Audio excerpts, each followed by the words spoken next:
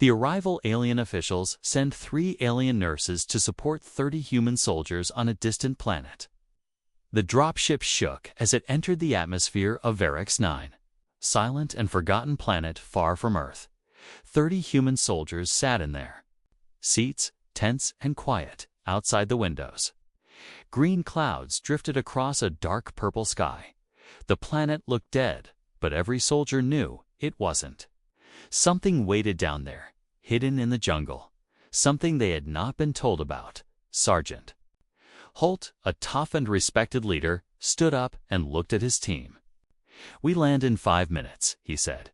"Stay sharp, stay together." No one spoke. But everyone nodded. This wasn't a rescue mission or an exploration. It was a holding post.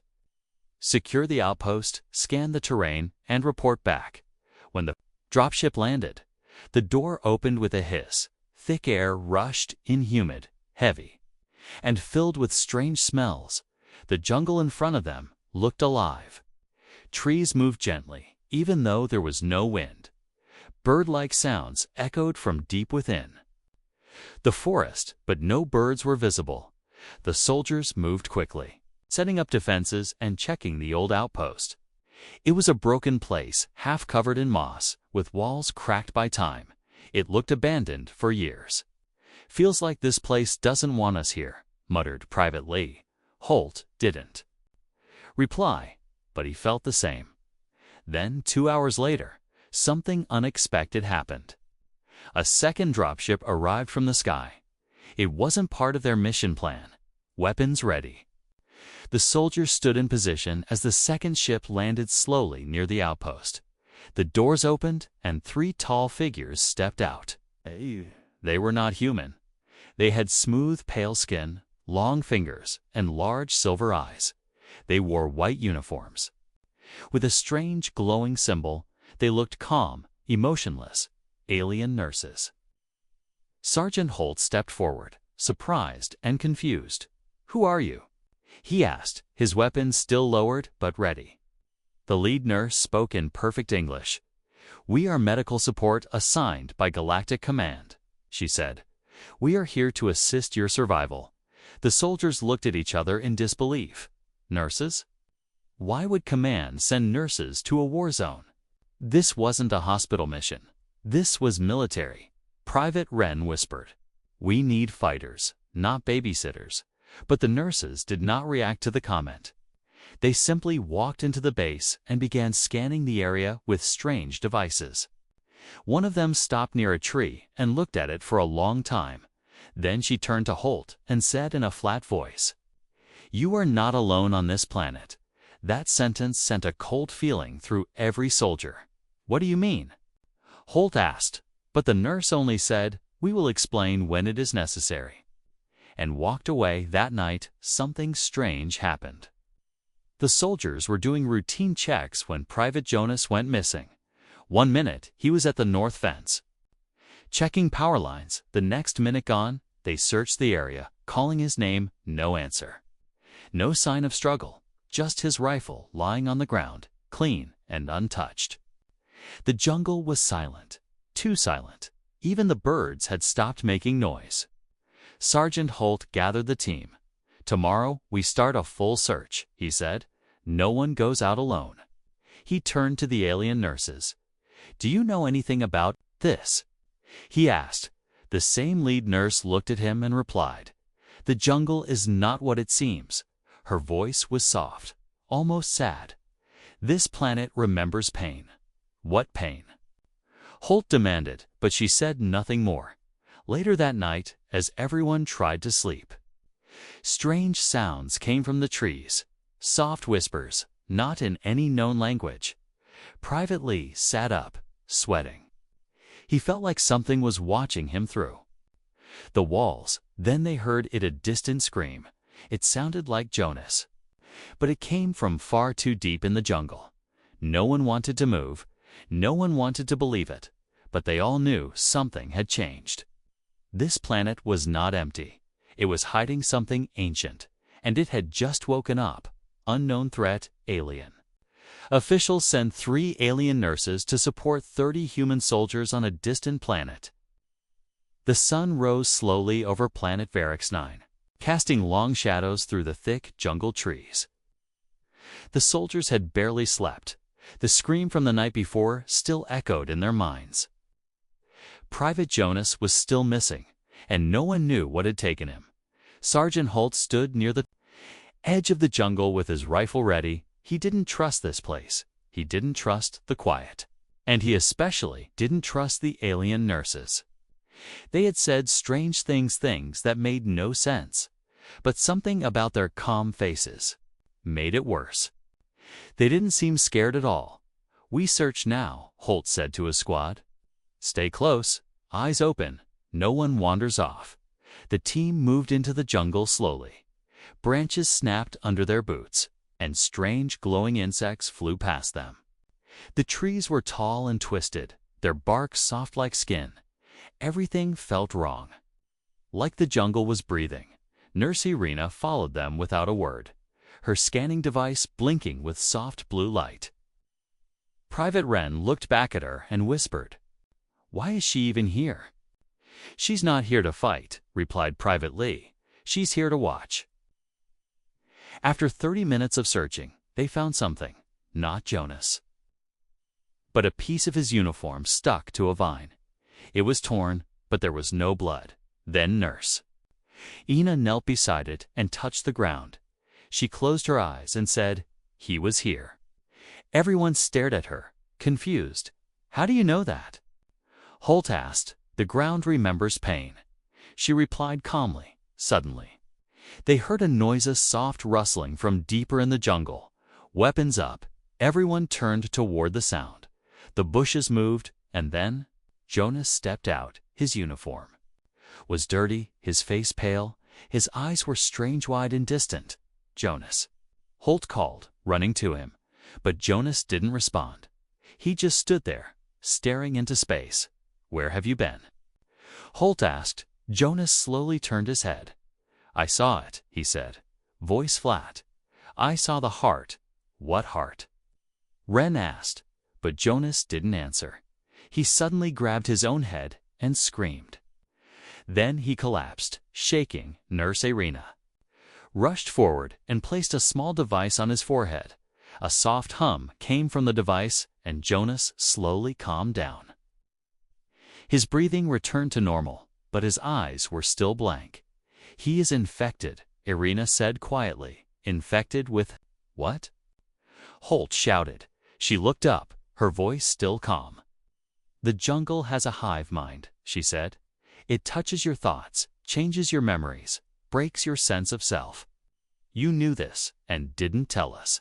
Holt asked angrily. We're waiting," another nurse replied, stepping out from the shadows. "We had to be sure it was still alive." The soldiers were shocked.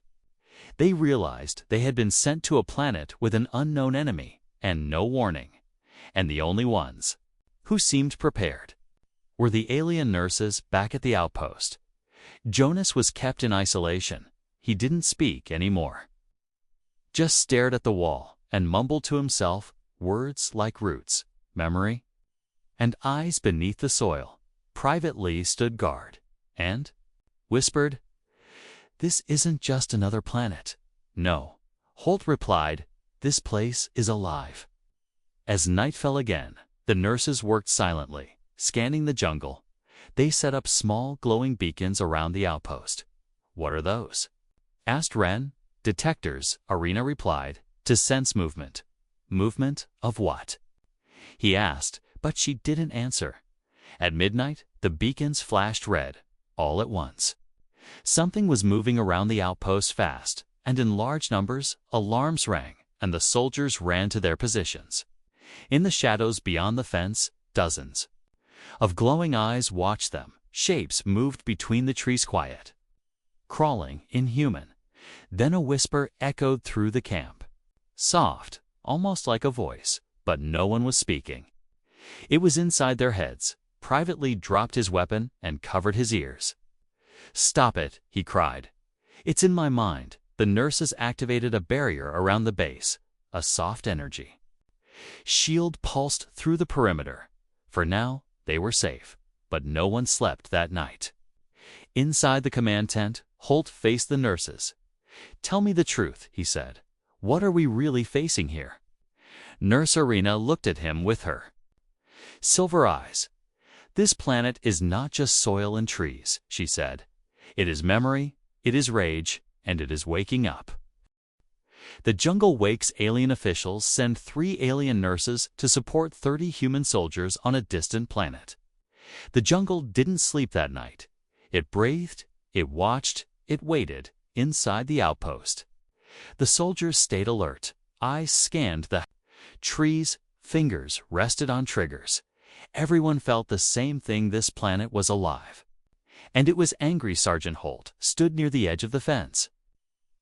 The glowing energy barrier flickered softly. It was the only thing between them and the unknown.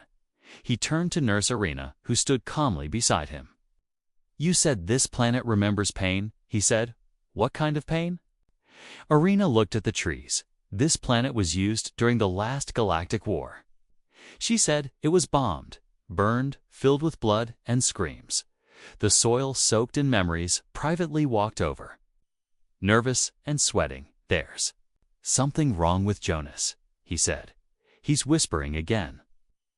They went to the isolation room. Jonas sat on the floor, rocking gently.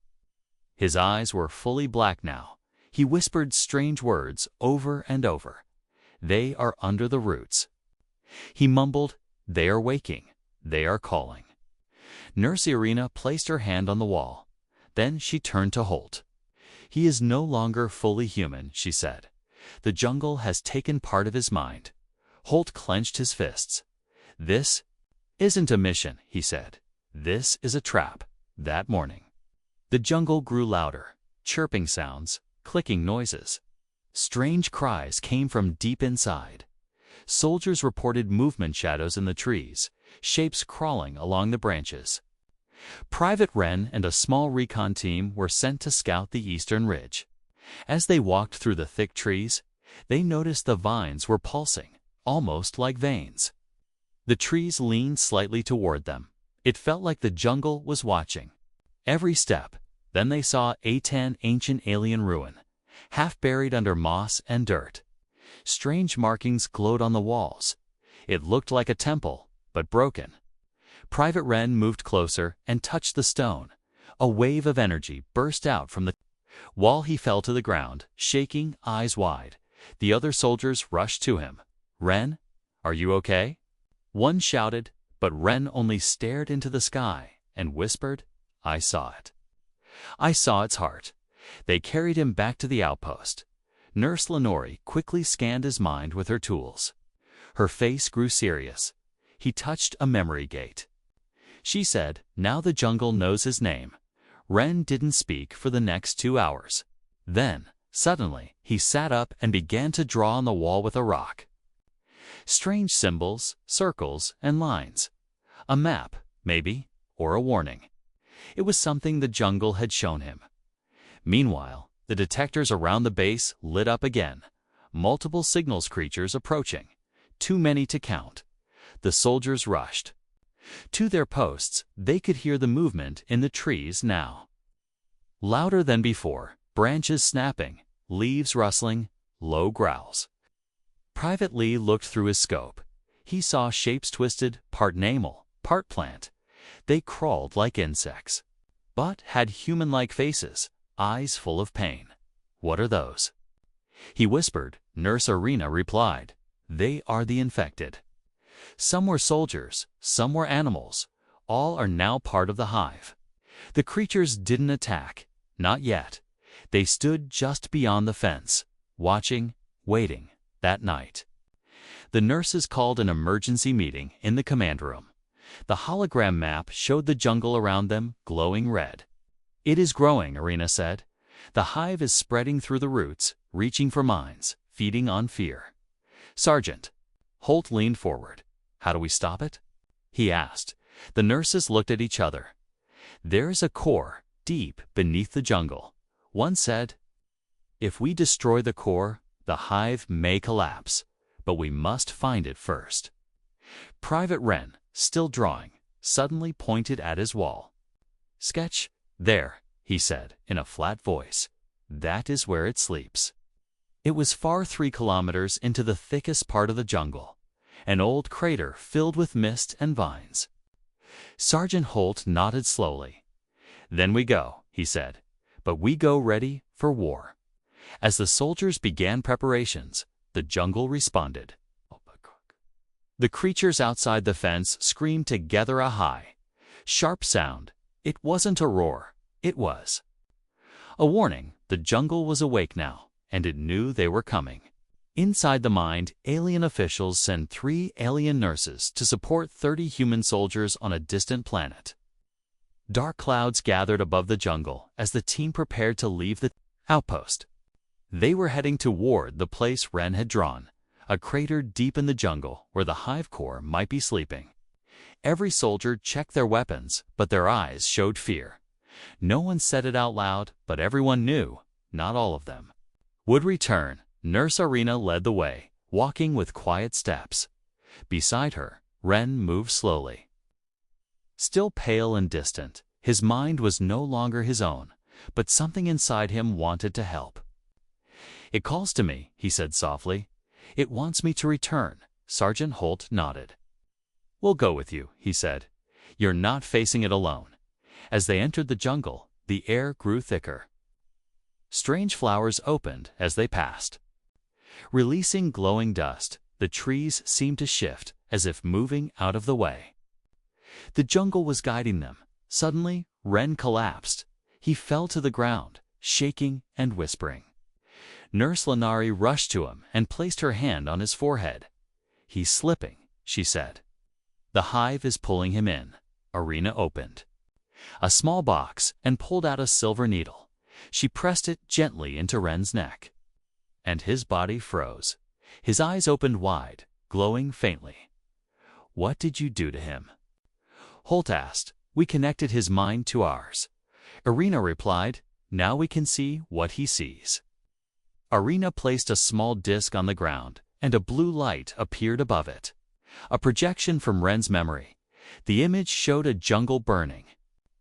In red fire, alien soldiers screamed as black vines wrapped around their legs, pulling them into the earth above the battlefield. A large creature floated in the air, not solid, but made of light and shadow. It had no face, but thousands of eyes. "That is the hive," Lanari said. "It doesn't kill, it consumes. It becomes what it eats." The image shifted, showing the crater from Wren's drawing, a deep hole in the ground with glowing roots.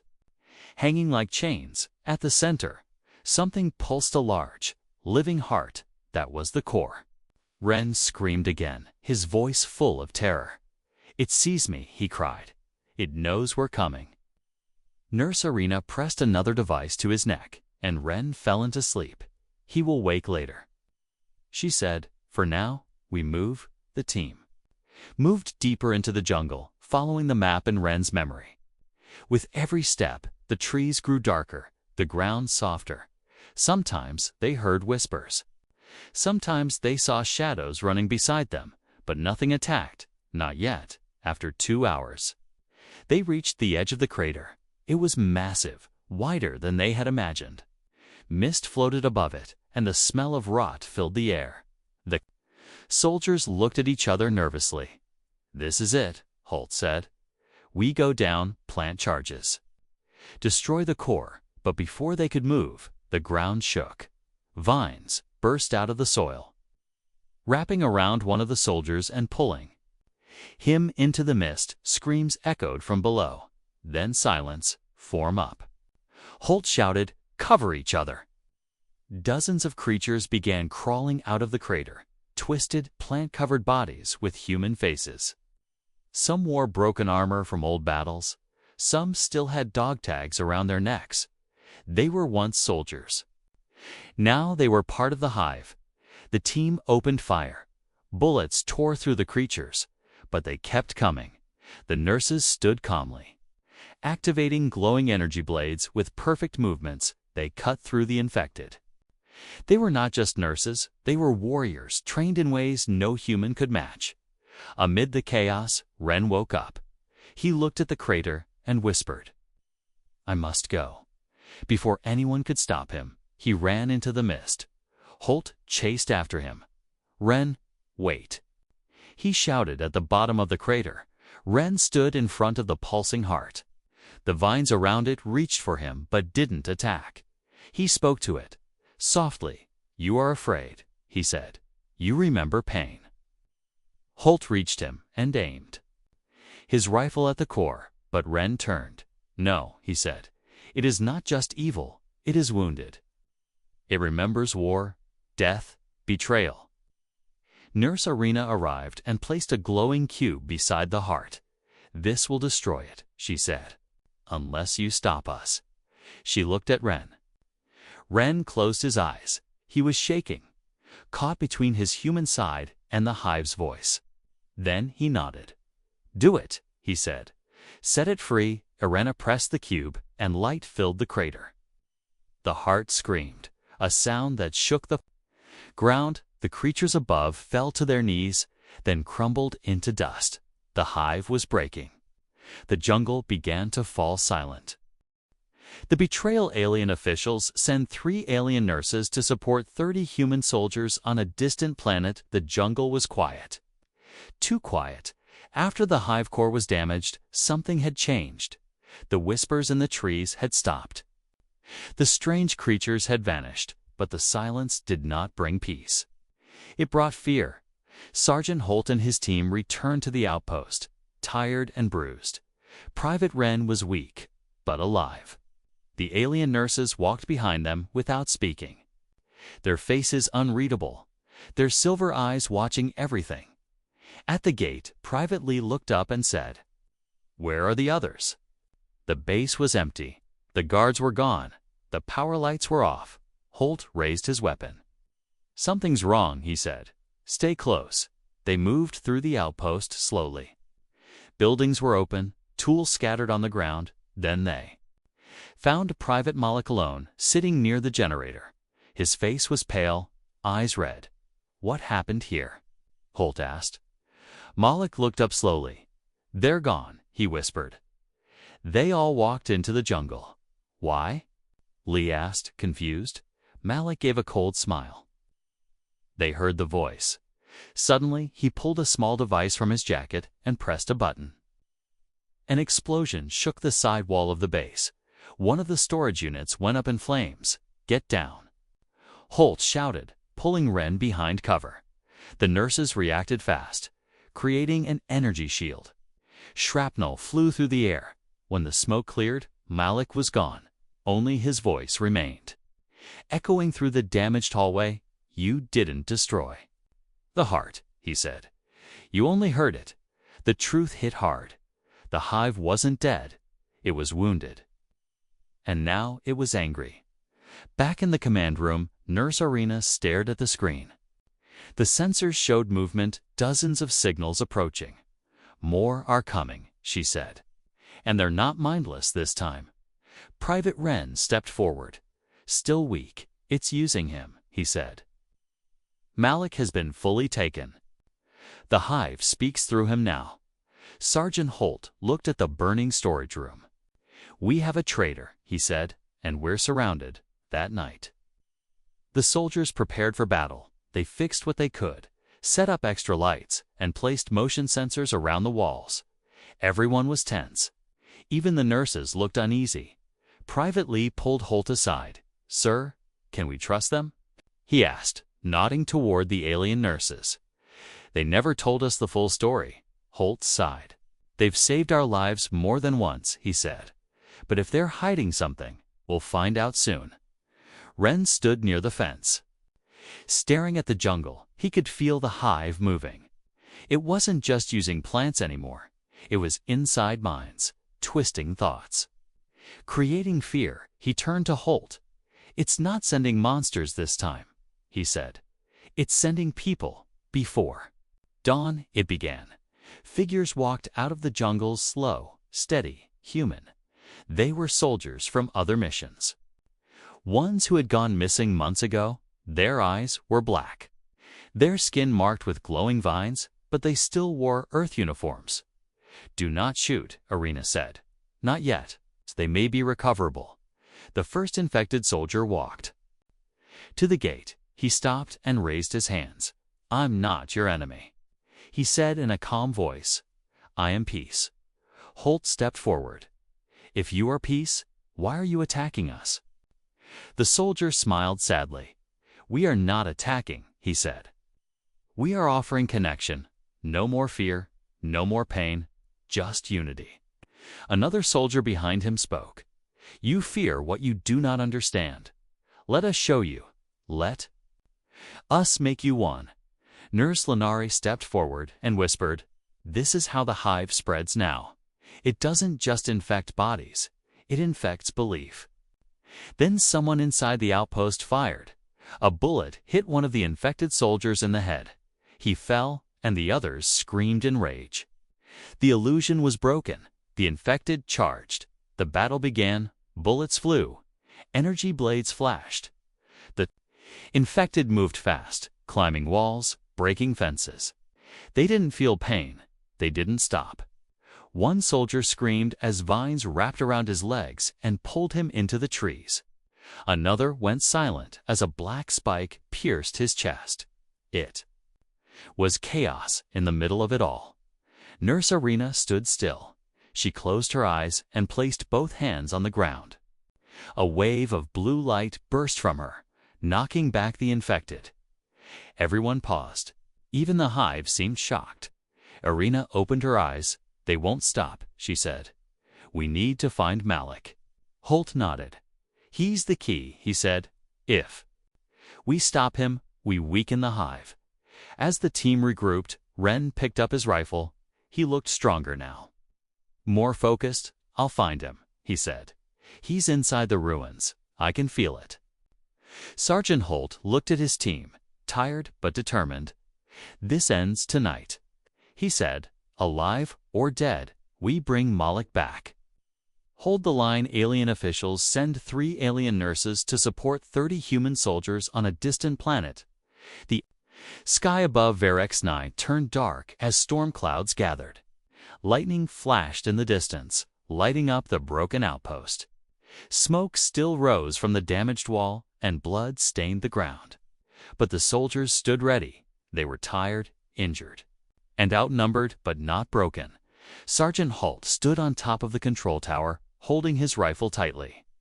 He looked down at the soldiers preparing for the next wave. Sandbags were stacked, wires were laid, weapons reloaded.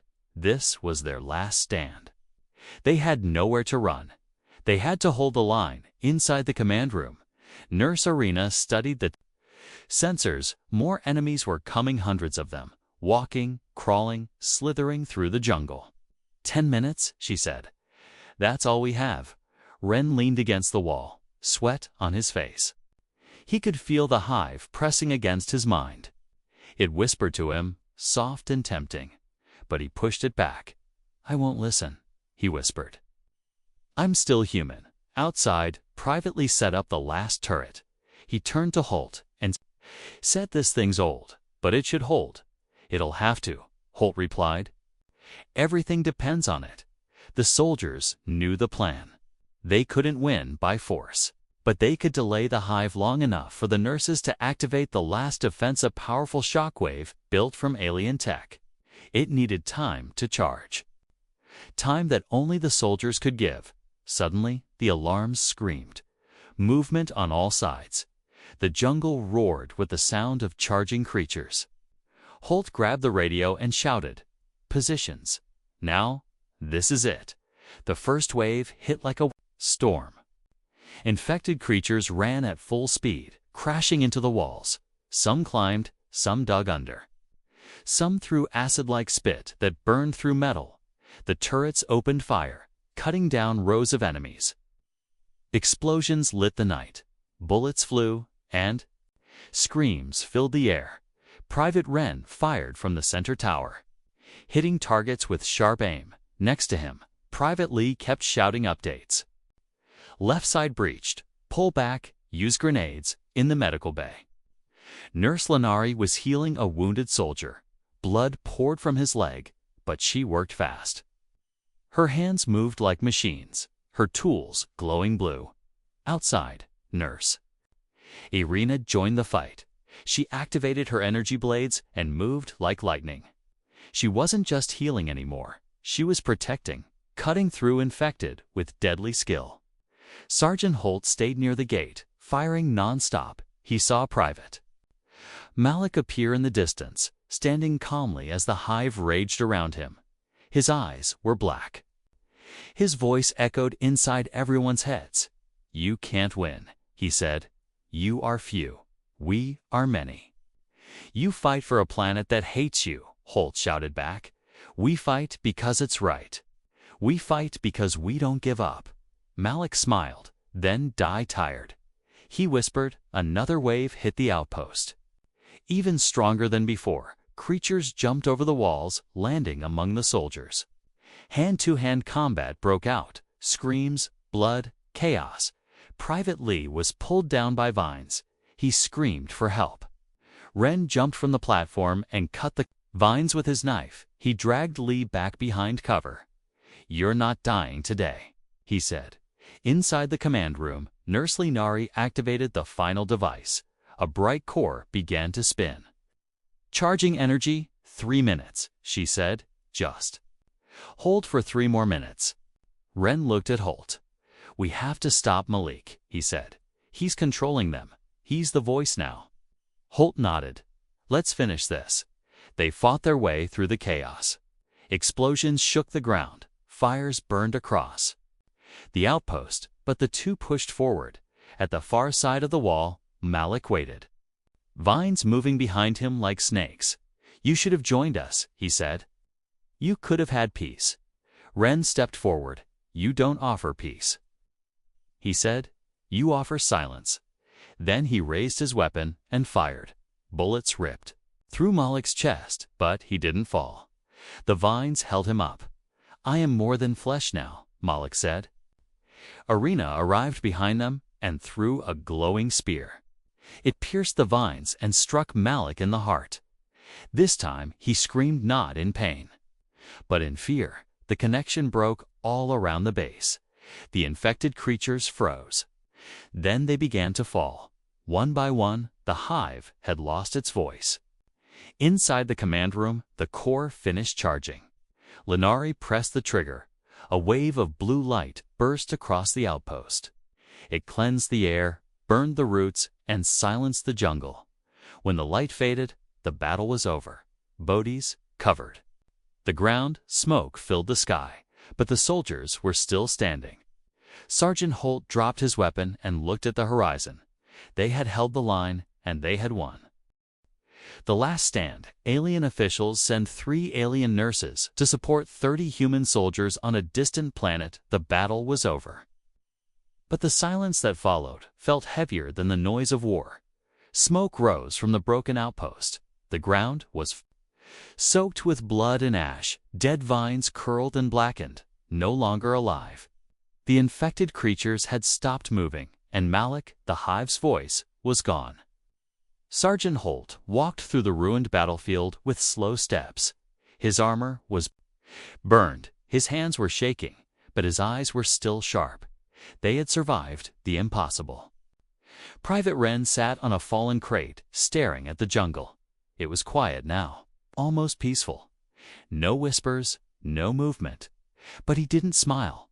He knew it wasn't over. Inside the command room, Nurse Linori checked the scanners. The energy pulse had cleared the nearby land, but deep underground, something still pulsed, slow and weak. "The hive is wounded, not dead," she said. "If we leave now, it will heal again." Nurse Irina looked at Holt and Ren.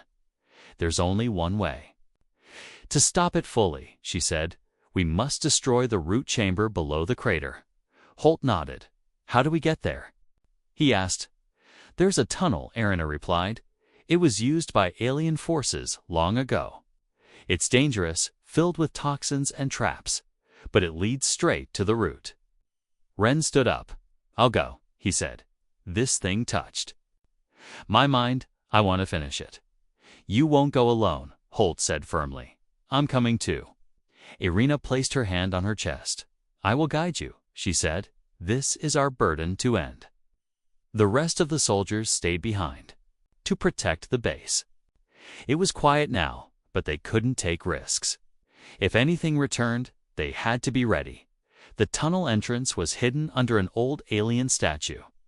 Covered in moss and dust as they stepped inside, the air turned cold and heavy. Strange lights glowed from the walls, and the ground felt soft under their boots. The deeper they went, the louder a low hum became. It was like the planet itself was breathing. Ren paused for a second and touched the wall. He felt a heartbeat not his own. It was slow, weak, but still alive. "The core is waiting," he whispered. After 1 hour of walking, they reached a giant chamber. Roots hung from the ceiling like wires, pulsing with dim red light at the center. A massive living structure beat like a heart. It was the true source, the final piece of the hive. Irina stepped forward, holding a silver orb. "This will destroy it," she said, "but it must be placed inside the heart." Before she could move, the vines around the room came to life. They wrapped around her legs, pulling her back. She fell to the ground, struggling. Ren rushed forward and cut the vines with his knife. Holt fired at the ceiling, burning away more roots. But more vines kept coming. They were defending the heart like a living brain. "I'll do it," Ren shouted, grabbing the orb. He ran toward the center, dodging vines and falling debris. The hive whispered to him again, louder than ever, "Stop." It said, "We can fix the pain. We can bring peace." But Ren didn't stop. He jumped onto the root platform and slammed the orb deep into the pulsing core. Light burst out, blinding and blue. The entire chamber shook. "Run!" Holt shouted, grabbing Irina's hand. They escaped back through the tunnel as the ground cracked behind them. The sound of the hive screaming echoed through the walls above ground. The soldiers saw the crater explode in a tower of light blue. Flames rose into the sky, shaking the earth. Then everything went silent again when Holt, Ren, and Irina returned. They were covered in dirt and dust. But they were alive. The hive was gone. For real this time. Days passed, and reinforcements arrived from Earth. The outpost was secured, the wounded treated, the dead honored. Before leaving, Nurse Lenari stood at the edge of the jungle and looked into the distance. Her voice was soft. "This planet will never forget what happened here," she said, "but now it can begin to heal." Ren looked at the sky and said, "We didn't just fight to win. We fought so others wouldn't have to." Sergeant Holt watched as the last infected bodies were burned. He turned to the nurses and said, "You didn't come here to just heal. You came to protect us." Nurse Irina nodded. "And you protected us too," she replied. "Maybe your kind is stronger than we thought." As the last ship prepared to leave, the remaining soldiers stood together one final time. They had lost many, but they had earned something: rare respect between two species and a lesson written deep into the heart of an angry planet. Sometimes the strongest warriors are not the ones who destroy, but the ones who fight to protect. And on Varix 9, humanity did not fall. It rose.